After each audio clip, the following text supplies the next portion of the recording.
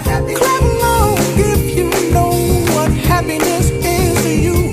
Because I'm happy. Clap along if you feel like that's what you want to do. Good morning. Listen, I didn't plan to wear red today, but look at all this, red seas, red seas. It just kind of happened that way. I was kind of in that red mood. So I'm really excited about being here today. So we're going to talk about the body language of leaders, because each and every one of you, at some point in time, or maybe even now, are in a leadership position. So what you're going to learn today is about the 7 moves that will propel you to the top. Different body language moves that are really important to convey a very strong message. So before we get started, you have to be sworn in to take this class. So raise your right hand and repeat after me. I solemnly swear to tell the truth. Solemnly swear to tell the truth. The whole truth. The whole truth. Nothing but the truth. Nothing but the truth. So help me God. So help me God. Keep your hands up. Everyone look at your partner next to you and notice if their fingers are open or closed.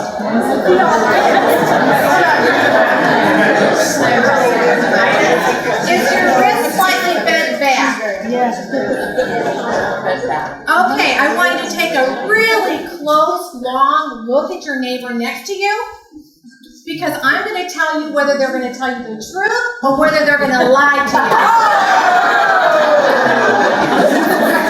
Put your hands down. The person with their hand like this and their fingers wide open, they will tell you the whole truth and nothing but the truth.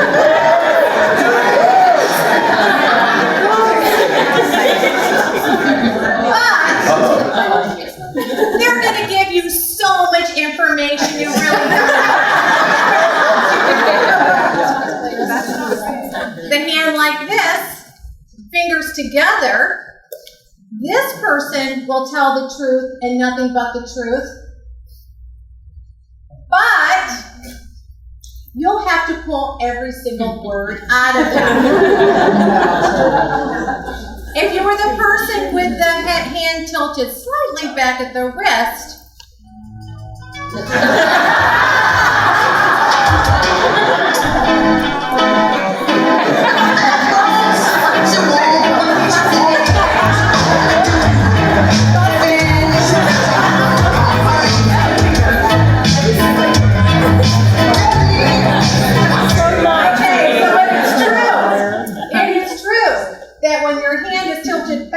slightly, the people like that do this often will bend the truth when they need to. Oftentimes in the work that I do, I've sat behind the bench and watched jurors and witnesses how they respond. And I've had the opportunity to sit right next to the judge, and he would say to me, are they lying? Are they not lying? Are they telling the truth or not telling the truth? And Judge, he's lying through his teeth. Life in prison. So I'm really excited again about being here. I've been doing this now since 2004, and a lot of you are wondering, how in the world does one become a body language expert? And that is because I was a trial consultant for so many years, and I would help attorneys deselect jurors based on their nonverbal cues. So there is research behind it. So what I'm sharing with you is not based on my subjective opinion, but rather founded in strong science. So I'm going to be sharing the different types of moves you're going to learn today that you can use in everyday life and business, but know that your body language sends a strong message. I know we have a lot of ladies in here, and some gentlemen, but ladies, how many times have you met someone, especially a female, that when the instant you've met them, you don't like them? How many of you have ever experienced that? It's like, women are horrible this way, right? We've got them all summed up in just a couple seconds or less, right? So how many of you think you're really good at detecting if somebody's being truthful or being honest? How many of you think you're really good at that? Okay, so I'm going to share with you something that's really interesting, and this is based on science, that those that are really good intuitively to detecting deception, they're awesome liars. And the reason why that is, and she's laughing, lie. When you tell a lie, or when you hear someone else tell a lie, you actually know those same tactics because you've used them yourself. They're familiar. See, no human has ever figured out a better way to lie. They've all been using the same lying techniques from the beginning of time. So this is not a lying and deception class, but just know that I'm watching every single one of you throughout this entire hour. Okay? So we're going to talk about the power moves that will propel you to the top. And two words that will change your life. Are we ready? Great. Okay, so we're going to talk about first impressions. And every single one of you has a piece of paper on your back. And it's there for a purpose. So we're going to do an exercise. A lot of you know each other, but some of you may not know someone that well. So I want you to, in just a minute, I want you all to stand up, find somebody that you've never really connected with. So this is going to be a little challenge. Come out of your comfort zone to do that. And I would like for you to talk about this. What are your thoughts and feelings about Tiger Woods coming back? Okay, about his return. So when I have you stand up, I would like you to talk to another person about that. What are the top 3 things that you like or dislike, or whatever it is, about Tiger Woods coming back? And then I'm going to say stop, and each one of you are going to write 3 words to describe your first impression of that person you're talking to. Then I'm going to say find another partner, and you're going to repeat that the second time. Are we ready? Go. Clap along if you know what happiness is to you. Clap along if you feel like that's what you want to do. Here come bad news, talking this and that. I know you're all dying to find out what others are thinking about you. Because what we find is, if you were to ask someone to ask you, describe me in 3 words. And then, if you were to describe yourself in 3 words, do you think they would be the same? How many of you think they would be the same? Well, you're going to soon find out. So take that piece of paper off the back and let's find out.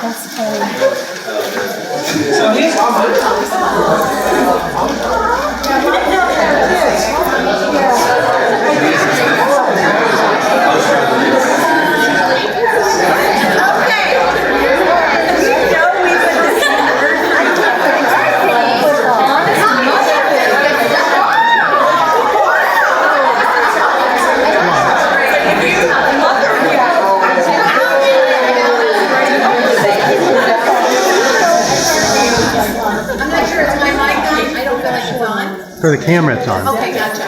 So, anyone want to share what's on their paper? How about you? Stand up. Come on up here. All right. Your name is? Jennifer. All right, Jennifer, share with everyone here the 3, or actually, you've got 6 words. I do. Yeah. More than 6, but their descriptions. Very nice, a little shy, that's true, I'm pretty reserved. Sincere, loyal, intelligent, and knowledgeable. How would you describe yourself? I do think I'm very reserved, but it takes a lot for me to warm up to people, but professional environment is kind of different, but I think that this is pretty accurate. Excellent. Thank you. Thank you. Thank you so much. All right. One of the guys jump up here. I'm going to grab this one right here in the blue shirt. Come on up. This tall, strappy, handsome. Thanks. Colin, nice to meet you. Colin, what are they talking? What are they saying about? So my 6 words were passionate, business-minded, reflective, confident, friendly, and true golf fan. Woo! Oh, I'm so glad since you work here. That's awesome. So does that describe who you feel you are? Yeah, I think I'm more of an introvert by nature, but I can open up when I need to. So I think it's pretty accurate. Thank you so much for sharing. Everybody giving me. Is there anything on that piece of paper that gives you a moment for pause? that maybe was like, gosh, I never knew that, or I didn't realize that I was projecting a specific emotion or attitude. Anyone? Yes, come on up. We're going to take you next. All right, give her a hand. Come on. Yeah, nice to have you. Okay, what is it? I got a thrifty. Thrifty. Yeah, I like it. Does that mean you're cheap? I'm not sure. All right, who's the one that rolled thrifty? Okay, so are you thrifty? I'm not really sure what it means. It could mean that, well, let's think about it. What does thrifty mean? Do you want me to say why? Are you sure you really want to? Well, no, I mean, she shared that she paid $7 for her work. Oh. I did. Okay. I want to share something with you. I am thrifty too. So if I can get it cheaper and wait till it goes on sale, girlfriend, guys, I'm all over. Okay, I like nice things, but I'll be darned if I'm going to go and pay full price for it because it's no more valuable from when it was on the shelves than 30 or 60 days later. So that's awesome. So that's good. That's awesome. So when you think about that, think about someone that is in a business. That might be someone, that attribute could be a very positive one, couldn't it? How could that be positive? Think about it. You always want Budgets. Budgets, right? Pay specific attention to detail. That's an excellent quality. Thank you so much for sharing. Thank you. All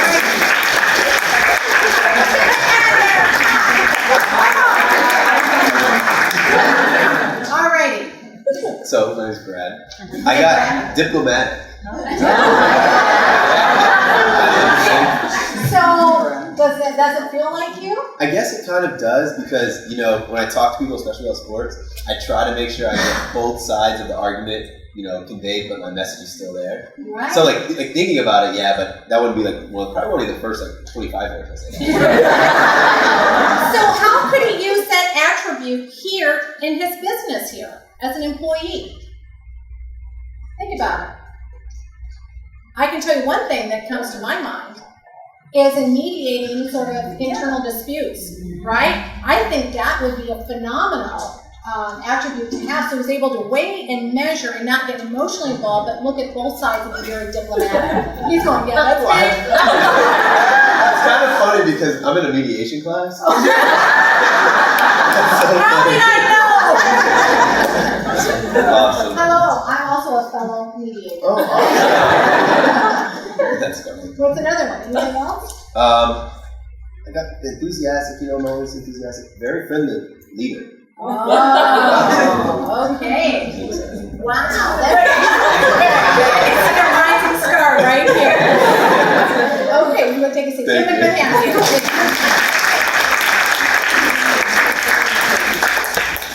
So what you'll find is that everyone's piece of paper is different. Every single one of you really possess unique gifts that you bring to the table. As a leadership coach, one of the things that we look for is how different people can work together and use their gifts effectively inside the corporation of maybe gifts that you may not have. But when you exercise your top 5 gifts, that's when you really springboard to the very top. When we start exercising gifts that are not ours or things that we're not really good at, what happens? Frustration, stress, we become unhappy with our work, but when employees start using their natural gifts and talents, wow, you prosper and grow. It's amazing. So hang on to those pieces of paper. I've seen people actually frame those and put those in their office or in the bedroom. Look what everybody says about me. So in case one of your kids or your family member says, you're grumpy or whatever, because it's friendly, right? Okay. The point in this exercise is that the minute that somebody meets eyes with you, they have already formed an opinion.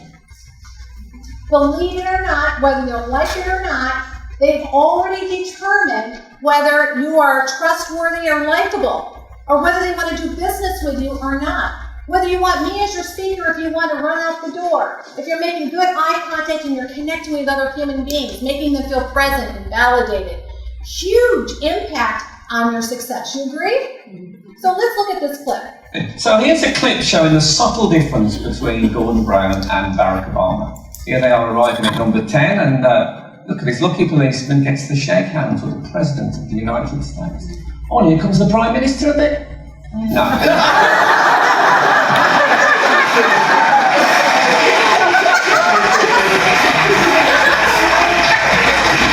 At least he resisted doing that, to be fair. So the point is that you wonder what that guard must have been thinking. What do you think that guard was thinking? What are the first 3 words you think that guard was thinking? Anyone throw one up? Jerk. Jerk, right? What else? Wow.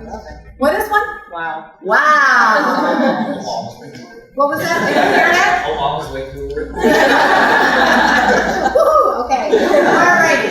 So it's important that when we meet someone that beginning and that last, or I would say that connection you have with someone is vitally important. So they are assessing your confidence level, whether you are confident or you're likable, or whether you're trustworthy. You already said that there's certain people that you've met in this world that you instantly didn't like. There was something about them, or something in their eyes, or something in their body language. It's how they connected with me or didn't connect with me. All of that is vitally important. So body language not only affects the way others see you, but also the way others see you. See, body language is really very unique because we communicate through our thoughts. And we're going to talk about that in just a moment. We communicate through our facial expressions, our gestures, our movements, and the space around us. One of the things that I developed recently was an AI solution, artificial intelligence solution, that actually reads human emotion. It's designed for focus groups and for mock trials because we're wondering, what are people really thinking and feeling about what they're hearing or watching, if it's an advertisement, or whether you're giving a presentation. How engaged is the audience? And now I'm watching all of you and I see everyone's eyes on you. You're fully engaged. Well, imagine there was an analysis they wanted me to do for one channel, I think it was Channel 6 News. And they wanted to test this product that I own because they wanted to know that when Marco Rubio was speaking at a town hall meeting about the Second Amendment and the gun law, how people were actually responding to that. So we put a panel in front of the camera, we put on the eFocus AI technology, and it was reading all their emotions as they were hearing what he had to say. Well, all of a sudden, guess what? In the town hall meeting, people were all engaged. It was way up there at 100%. And then he got ready to answer the question. Guess what happened? Bam. Zippo. Code blue. Lost engagement. So why is that important? Because each and every one of us, through our facial expressions, can send a message whether we're engaged or whether we're not.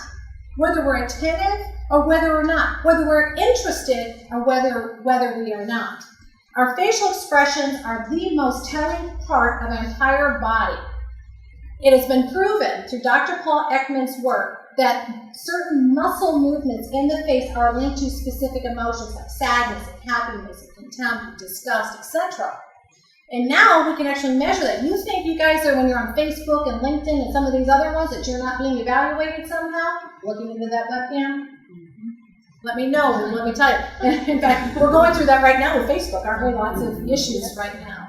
So in our body language, send a message whether you're credible, how you carry yourself, the way you move into a room, the way you engage in someone, the way you make eye contact with someone is really important of how you send that message and whether you want to rank up to that. How many here want to rank up to the top in this company? I want to see a show of hands that see yourself and maybe even a higher position.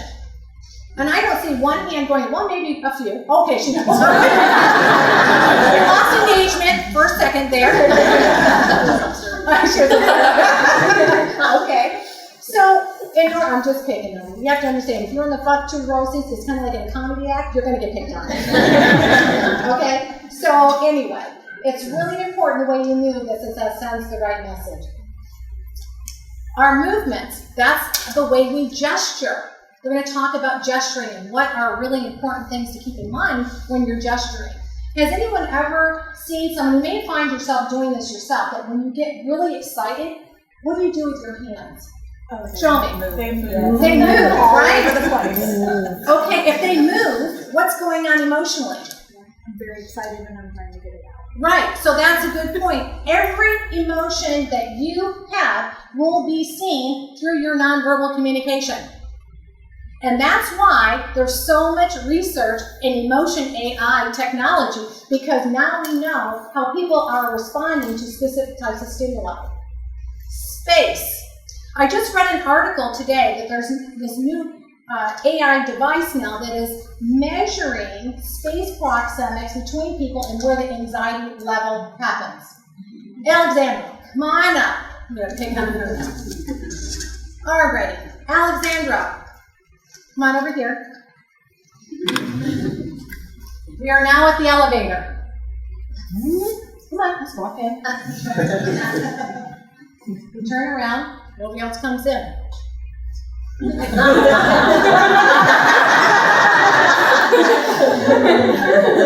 Okay.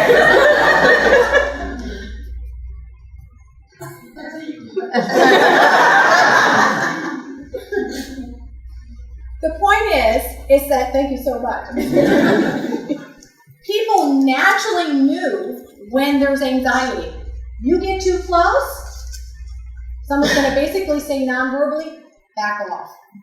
You're too close.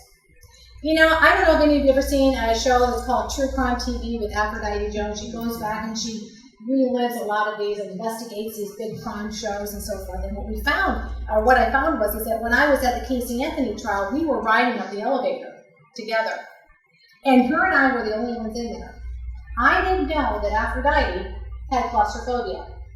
So I'm going to share with you what's important a little bit later on about aligning your body language with someone. So I was actually practicing, I'm following my body language rules, but I wasn't paying attention to what?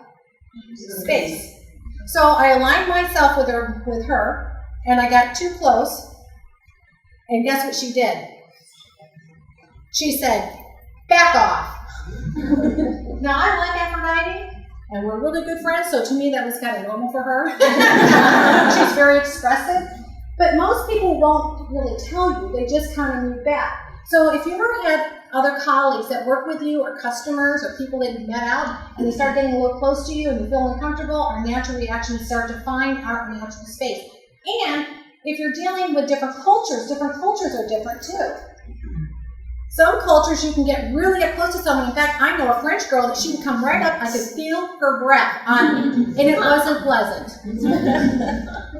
Others are so far away, right, because that's where their comfort zone is. Everyone will share with you what that space is because they will move in that natural position that feels comfortable. All right, so emotions and thoughts actually are the same. So whatever you're thinking provokes a physiological response to your emotion, and it then is exhibited through your nonverbal communication. If you're thinking something negative, show me what your body language would look like if you were looking at it. If you could put that emotion, what you're thinking, and you could step outside of yourself and look at yourself, what would that look like? I want to see what that would look like with all of you. What does sadness look like? Right? How many people do you know that really reach success in this position? Because you know what follows that is your voice inflection, your tonality, your rhythm, your excitement or lack of excitement. All of that is connected. That's why I love body language so much. You can read so much around about everybody. So right now, freeze. Analyze your own body language. Where are your hands? How are you seated in the chair? Are you leaning forward or coming back? Are you have your legs stretched out, which some of you cannot, your legs crossed or your arms crossed? It's telling you where you are emotionally right now. Now, so if somebody is crossing their arms, does that mean that they're creating a barrier or being defensive? Everyone's quiet now. They're afraid. Right, not always. What are some other reasons why someone's arms might be crossed? They're cold. They're cold. All right, so how many of you have kids? Now, this is your kid. Now, wants a cookie. And they do this. Is that different than this? Right? So there is a difference in that facial expression and that attitude and actually where you place your hands. So arms crossed is not a bad thing. It shows that you might be cold. Some people cross it because they feel uncomfortable with the middle part. We found that actually with crossing arms increases concentration. Like if you're thinking and you're crossing your arms, you're really concentrating, you might cross your arms. In fact, by taking your hand and coming here, the chin grip, and doing an arm cross will improve concentration. The problem is that we've been trained throughout years and years and years that crossing your arms is a negative thing. So we have to be careful about how we are constricting our body language because others will perceive that because everybody thinks that they're body language readers. Right? So the most important thing is to keep your body language open and then you never have a problem with being misunderstood. So emotions and thoughts are so powerful, ladies and gentlemen. They are coming and it's coming and so fast globally. And lots of electronics are doing. In fact, Tesla, I was at MIT lab and my partner in developing it came out at MIT lab. And we just did a research study on drivers. So we put a camera up in our cars and it measured our emotional responses for several days. And I don't know about you, at every light, I'm done with this. Checking my voice. So it made me aware of what I was actually doing. So this is what's happening across the entire world. When we are thinking of negative things, defeat, failure, stress, headache, anger, etc., our body will follow suit. It's going to follow its command. I don't feel good. Oh, I feel sick to my stomach. Right? I feel great. Oh, I'd like to get another cup of coffee. It's amazing how changing your words will change your outcome. In fact, when I talked about Dr. Paul Ekman's work that understood that all humans across the entire world exhibited the same expression, movements in their face as others that were sighted or blind, whether they lived in the most remote parts of New Guinea to right here in Western civilization, everyone shared the same expression, no matter what, when it came to sadness and happiness and so forth. What he also found is that you can actually create that physiological response by putting on that grumpy face. If you want to be sad, put on a grumpy face. It'll follow right along with you because that's the way the brain works. The brain's connected to the facial nerve, and it all responds. So when you're feeling not so good, get up, move around, create some energy about yourself, start changing your thoughts. What am I thinking of? Be aware of yourself. Be aware of what your body language is sending, and think about what you're thinking about. And then you know what you need to do? What? Change your thoughts. Change your thoughts, change your outcome, change your body language. All right, so here's a pop quiz. Do leaders smile more or less? How many say more? How many say less? All righty. Leaders smile less. Why do you think that is? Too much on their plate, right? Well, when you're introducing to someone, you want to smile and engage. But when you want to be taken seriously, you have to create a neutral expression.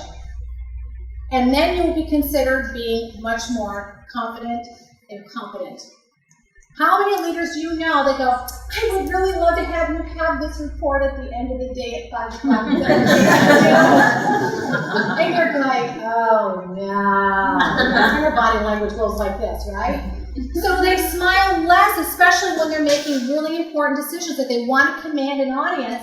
You will notice even when I'm speaking to you, I'm smiling and engaging, but when I'm talking about specific facts, what happens to my demeanor? It becomes more serious, right? So you need to change it up. Here, smile during the introduction. Come on up. So we're going to introduce each other right now. Take your hands out of the whip. You can't just sit. Well, in fact, you know what she's doing? Go ahead and do that one more time. I want you to notice that her body language is like a candlestick, right? So if I wanted to kind of push her over, not a problem. Now I want you. All right, now just kind of separate your legs out just a little bit. Keep your arms out a little bit. Okay. Now when I push you, a lot less, right? No movement. So that's really important. When a leader wants to connect or make a specific point, you need to anchor yourself. So, all right, here, just turn around. This is really good, guys, because I want you to see something. She feels awkward up here, trying to figure out what am I supposed to do with my hands?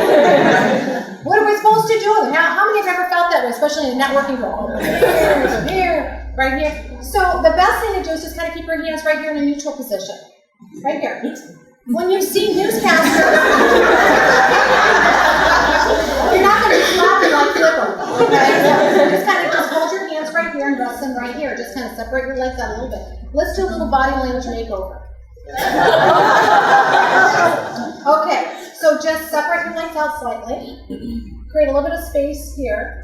And put your hands here and keep your shoulders back. All right? This position versus the other one. Go back into your other position. So you just have small tweaks to make big changes. So when you're smiling, you want to look at someone, look at them straight in the eye. Now here's a really important thing. When in a business environment, you want to look at the tip of their nose up to the corners of the eyes. That's a professional gaze. You lean in and go, hi, nice to meet you too. So the only thing we're not going to do is we're not going to do the perma smile. Okay, not that you're doing that, but maybe it's not a frozen one. And right now I'm aligned with her. We're going to talk about that in just a moment. So you want to lean in, smile, connect with the eyes, and then pump the hand 2 or 3 times. Okay, thank you. You'll take a seat. Not that I'm not already totally embarrassed her. All right, when making a statement, remember we talked about remain neutral. You want people to follow your command, change your expression, and also don't smile, because when you're smiling when you make a statement, it appears to be inauthentic. All right, do leaders move more or less? Do they move more? Or do they move less? Leaders move less. Remember we talked about this here, with hands, because emotionally we're just kind of like scattered all over the place.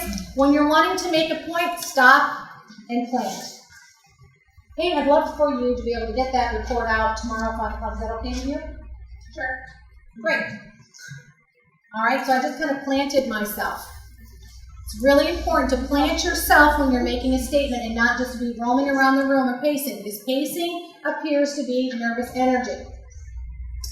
So plant yourself when making a point. If you're bringing attention to something, make sure that you stop, pause, and use your gestures to make the point. Your hands are like illustrators. So the illustrators, when you think about the old mime movies where they've used hand gestures and facial expressions to tell a story, well, your hands are also telling a story. They should be in sync with your words.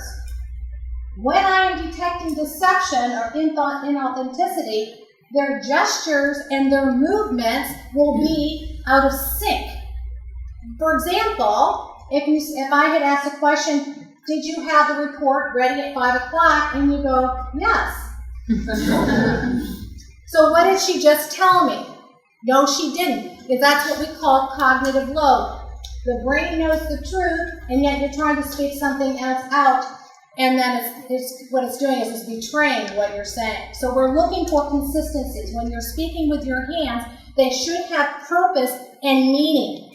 You just don't use your hand gestures just to use them. In fact, it's not even so much that it's communicating to other people, but rather it's helping you communicate more effectively to others. Power move number 1, move with purpose. Keep your hands out when you move and you want to make a point. How many of you do a presentation? Anyone here do presentations? Excellent. So what you can do is when you're sharing, let's say, things that you want to work on that are more negative stuff, that problems you might be having, you actually can move to one side of the room and throw all that pain out there, all the bad stuff that's happening. But then you have a solution. You then can walk over here to the opposite side and then tell them the plan of how it's going to be better. One thing I want to keep in mind, you don't want to switch it up. So you don't come back over here and tell all the positive things, and then come back over here and tell all the negative things. You got to use one side or the other for positive and one side for negative. You can also use your hand gestures. All the positive things on one hand and all the other problems you might have on the other hand.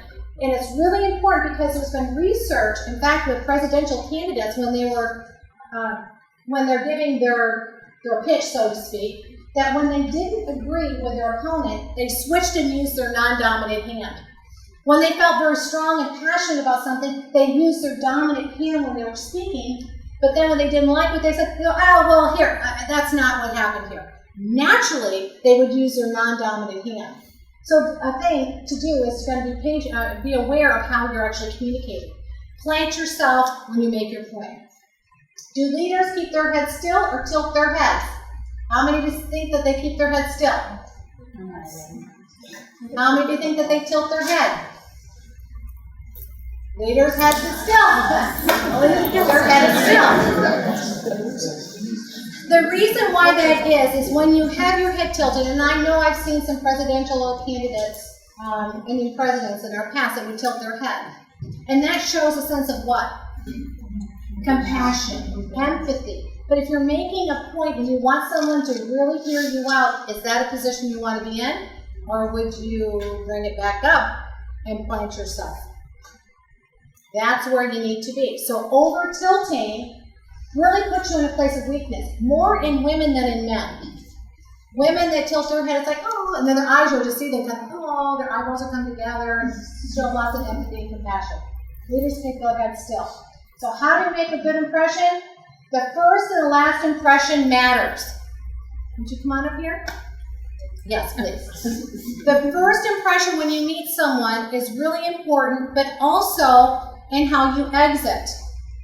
So when you meet someone, we did the handshake. Hi, it's so nice to meet you. You lean in. See, look at my foot here. I kind of leaned in. Look at my body language. Kind of leaned in because why? I'm showing interest. If that person is like this, what is she telling me? Back off, right? So if I'm leaning in, hi, it's so nice to meet you, but I've also found my proxemics, right?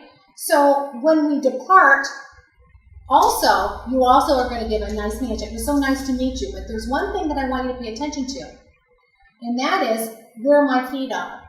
How many times have you met someone in the hallway and you're like this? Look at this picture. You can go take a seat. Thank you. Look at the picture here. One foot is back and leaning in. Where do you think this gentleman right here wants to go? Exactly. Exactly.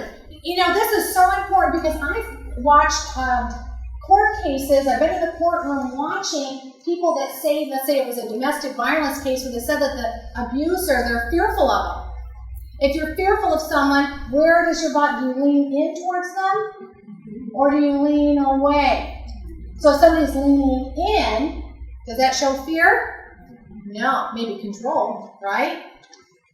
So be careful of where your feet are because you need to align yourself with somebody. When your shoulders or your legs are tilted slightly back, it's basically saying, I want to exit this way. If they're leaning their leg off to one side this way, they're telling you, if it's faced towards the door, that toe, it's saying, I want to go, I'm in a hurry. So if that's someone, a customer or someone that you know that is maybe in a big hurry, and you see them in that kind of action stance, you could say to them, hey, let's catch up later, when's a good time? Because they're actually telling you they're in that ready stance. I'm ready to move on. Let's get it up, wrap it up. Now this is what we call the belly button rule. Belly button rule is when you face the other person, not at an angle. You face towards them, it's not squaring off, but there's a natural proxemics between two people, but you point your belly button in the same direction of the other person.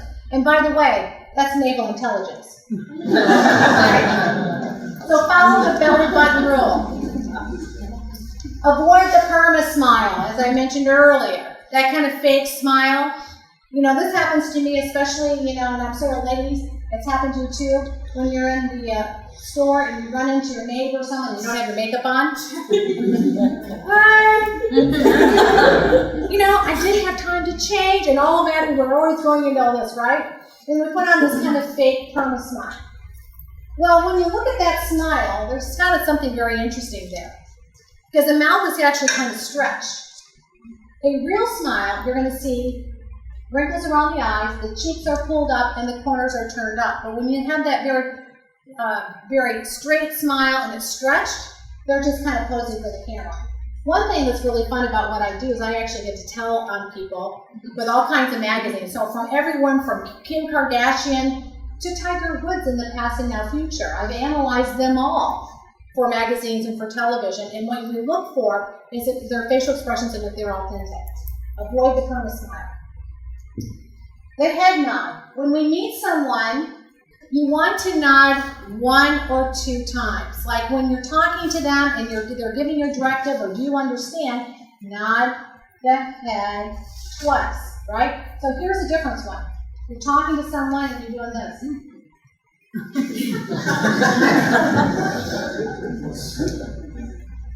What message is that sending? Not sure. Not sure. Like, what are you talking about? I have no idea. What about this one? Oh, yes. Yeah. No problem. Okay, yeah, no, I'll have it right now. Oh, yeah. I'll be right there. Okay, great. And you're like, I kind of feel like that bobblehead that's on the back of the car, you know, that little thing that sits on the thing just keeps bouncing around. So you want to nod once or twice that you got it.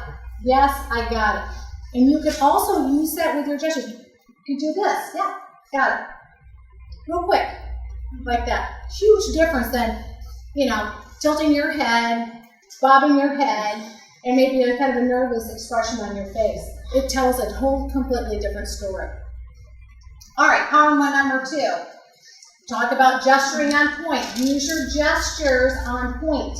So when you're talking, think about the syllables that you're speaking, and you can actually use your hand to move there. Today is going to be a new day. We're going from here to there. Are you all here with me? So you can use your hand gestures to make a point. In other words, I'm going to talk about the 7 power moves, or 8 power moves to propel your life, and 2 words that will change your life. So you can actually use your hand gestures for an illustration. Number 3, power move number 3. Open and honesty. Use your hand gestures, your palms up. This is fostering collaboration, assistance, and mutual respect. So when you're talking, use your hand gestures with palms up. You will look and appear much more honest and open to hearing new and different things. And you're wanting to show the other person that you're respectful.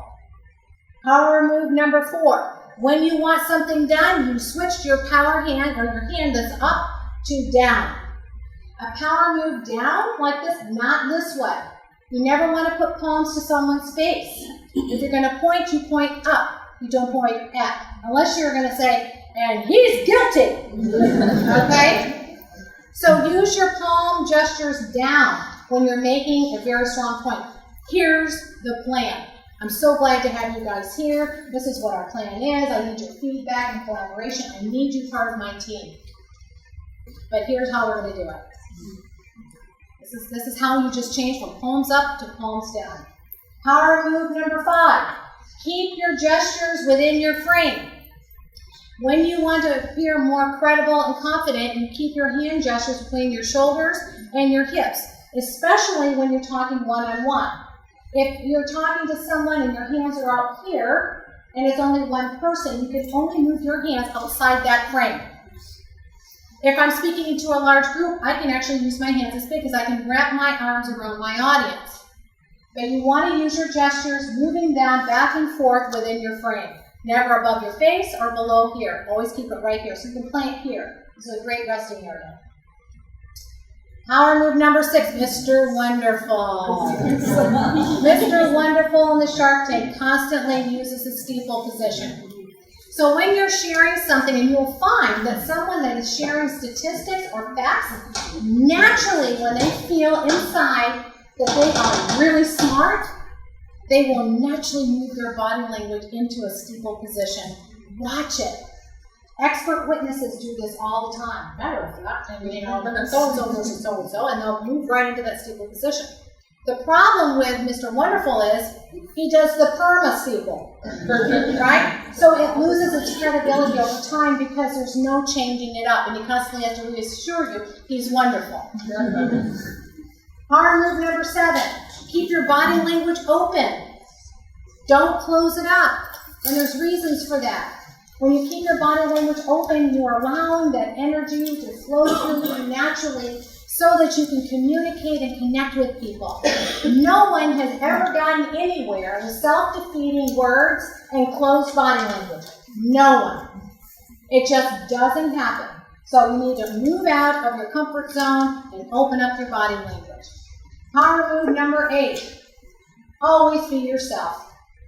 I've seen speakers that will get up in front of people and they'll be so robotic. In fact, I've even seen politicians who have not won. Because when they're moving, everything is too perfect. Guess what? Life is not perfect. It's okay to stumble every now and then. It's okay to show your authenticity. So be yourself is power move number 8. Keep it real. The other thing is that leaders, when you're talking to other people, ask the what and how questions and not why. How many of you got great outcomes from someone when you ask them why they did something? What does it make the other person feel like? Or what does it make you feel like when somebody asks you a question, why did you do that? An accuser, right? So now let's just switch the word. What did you learn from that? What did you do? How did you do it? Huge difference. So drop the why and add the what and the how to be able to gather information from people, because you want them to open up and be free to share with you about what's going on. Open that communication. So you want to avoid the too many head tilts. You want to avoid the excessive smiling. The over smiling, which is what we call a perma smile, is really not a good gesture to have because it looks really fake, doesn't it? It looks really, really fake and inauthentic. And avoid the bobblehead that bobs all over the place and over gesturing where we're, when we are starting to feel very anxious, notice. And in fact, how many of you drive your car and you see those gestures? What are you doing? Hello? And there's a few other gestures along the way. I've gotten those quite a bit. And I go, hi.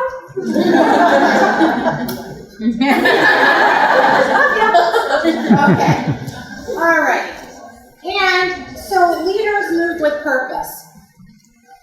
They plant themselves when they need to make a strong point. They have open posture. They illustrate with their gestures. All of these here, they nod once or twice. They smile at the start and the finish. They align their body language and they steeple when they really feel smart. If you follow these rules, you would be amazing communicators. The 2 most important words you could ever use in your life is the words I am. Because if you don't believe in yourself, nobody else will. You have to constantly tell yourself, I am great. I am confident. I can do it. I am amazing. I'm unique. If you're going to be, circling these other words in your mind that I can't do it, I'm really nervous, you literally have propelled that emotion because remember, your thoughts control what? Your body language. We even found that people, the way they hold their body actually increases their confidence level or decreases it, just in their movements. In fact, Amy Cuddy, if you ever get a chance, look at her TED Talk. She's got a book called Presence. You'll find that she took saliva tests and had people in a very contracted candlestick position and had them apply for a job, etc. she took a saliva test and found that her female hormone, the cortisol level, went up 25% and decreased the testosterone level, which is the one that propels confidence. It decreased. Same thing with the cortisol. Women, when they feel really weak or they contract their body language, increase their cortisol level.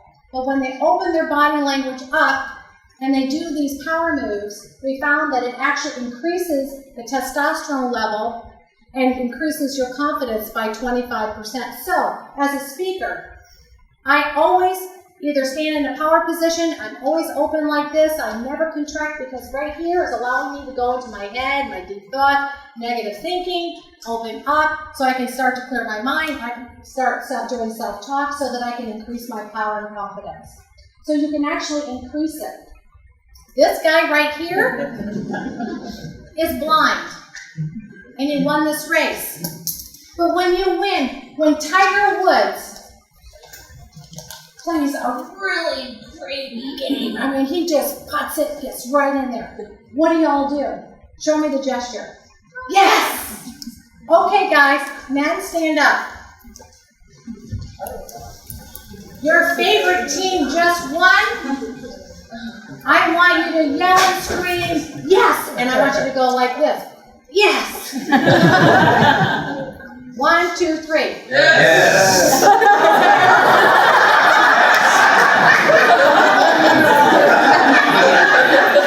We got one that didn't get our direction put. Now, your favorite team your favorite person just putted and it went right in and won. What is that? Yes. Yes! 1, 2, 3. Yes! Okay, thank you. You're going to take a seat.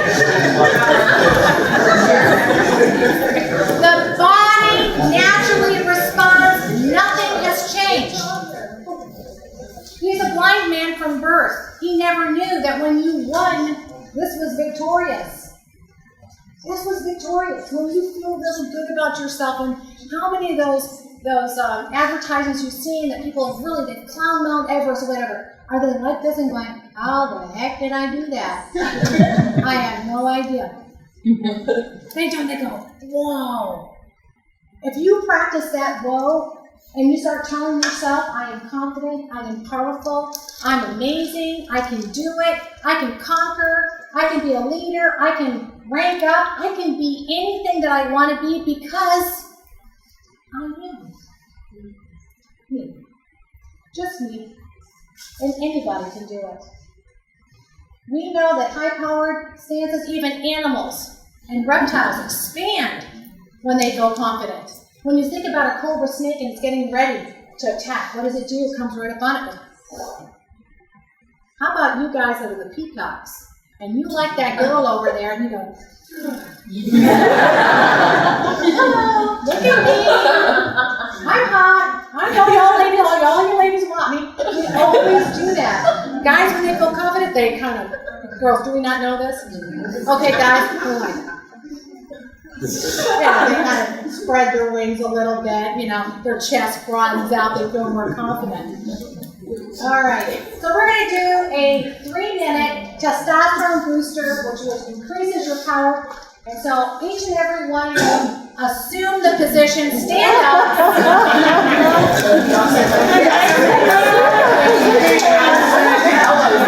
And I want you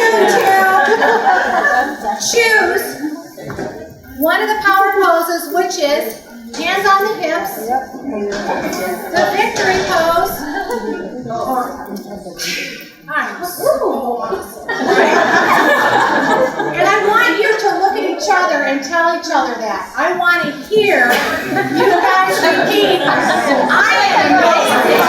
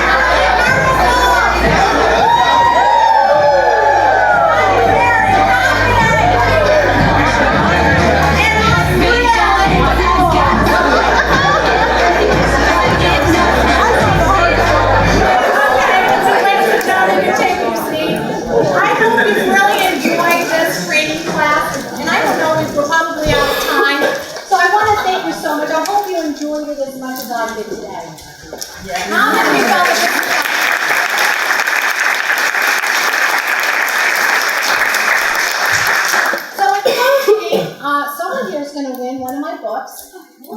So, Joanne, do you have a winner? Nick? Woo! Okay. The winner is Nicole Getty. You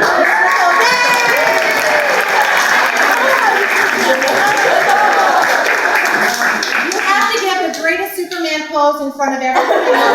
All right, what is it? I am confident. I forgot the rest. I am powerful. I am victorious. I'm victorious.